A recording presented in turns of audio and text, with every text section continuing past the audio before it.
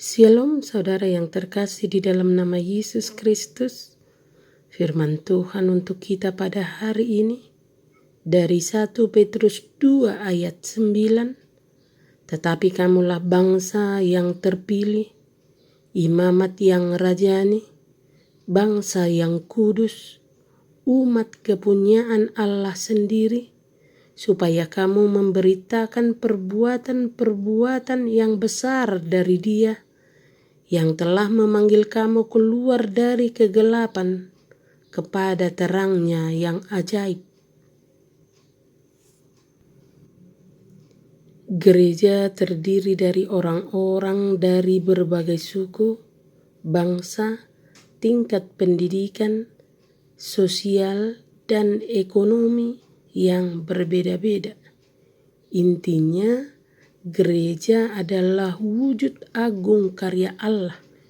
Kesatuan umat dalam keberbagaian ini merupakan keunikan yang harus dijaga dan dikembangkan keindahannya. Semua orang Kristen yang setia adalah yang pertama, bangsa yang terpilih. Orang-orang yang dipilih Tuhan memperoleh hak-hak istimewa, menjadi satu-satunya umat pilihan Allah, dibawa ke dalam perjanjian khusus dengannya, dan dipilih dari dunia. Mereka dipilih menjadi sebuah keluarga, dipilih di dalam Kristus, dan dikuduskan oleh Roh Kudus. Yang kedua, imamat yang rajani. Istilah imamat yang rajani menunjukkan kepada fungsi imam atau jembatan antara manusia dan Tuhan. Hal ini berarti setiap anak Tuhan adalah imam bagi sesamanya dan alat bagi orang yang belum percaya untuk mengenal Yesus Kristus sehingga beroleh keselamatan. Mereka rajani dalam hal hubungan mereka dengan Allah dan Kristus. Mereka seperti bangsawan karena roh. Mereka ditinggikan dan menjadi unggul. Mereka adalah imamat yang rajani, yang terpisah dari dosa dan orang-orang berdosa, dikhususkan bagi Allah, serta memberikan pelayanan dan persekutuan dan persembahan kurban rohani kepada Allah yang berkenan kepada Allah melalui Yesus Kristus. Yang ketiga, bangsa yang kudus. Istilah bangsa yang kudus diambil dari Perjanjian Lama dan menunjukkan kepada Israel yang dipilih Tuhan untuk menjadi bangsa yang dikhususkan. Keluaran 19 ayat 6. Tujuannya adalah supaya Israel menjadi teladan sebuah bangsa yang hidup seturut dengan firman Tuhan dan sekaligus menjadi saluran berkat bagi bangsa lain untuk mengenal Tuhan yang sejati. Umat Tuhan pada masa kini bagaikan bangsa Israel rohani yang dikhususkan Tuhan untuk memberkati dunia. Mereka merupakan satu bangsa, dihimpun di bawah satu kepala, selaras dalam perilaku dan kebiasaan yang sama, dan diperintah dalam hukum yang sama.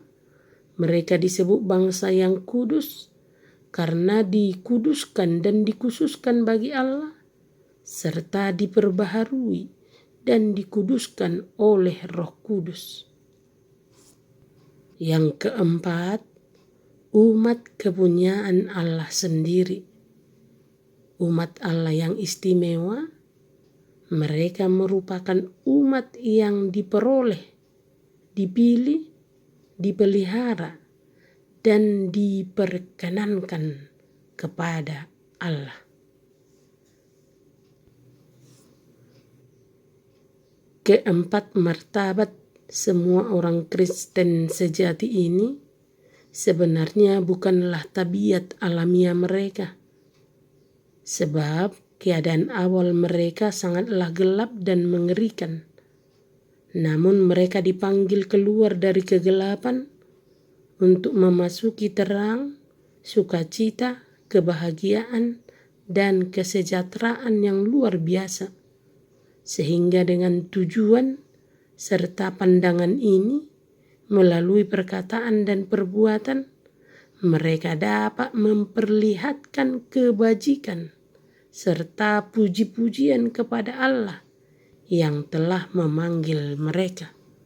Karena itu, apakah yang harus dilakukan oleh gereja? Gereja adalah panggilan untuk melayani. Bahkan gereja sendiri adalah pelayan. Gereja adalah tangan-tangan Kristus untuk mencari, menjangkau, dan melayani untuk Tuhan. Tetap setia dalam tugas panggilan adalah cara yang tepat apabila gereja ingin menjadi karya agung Allah.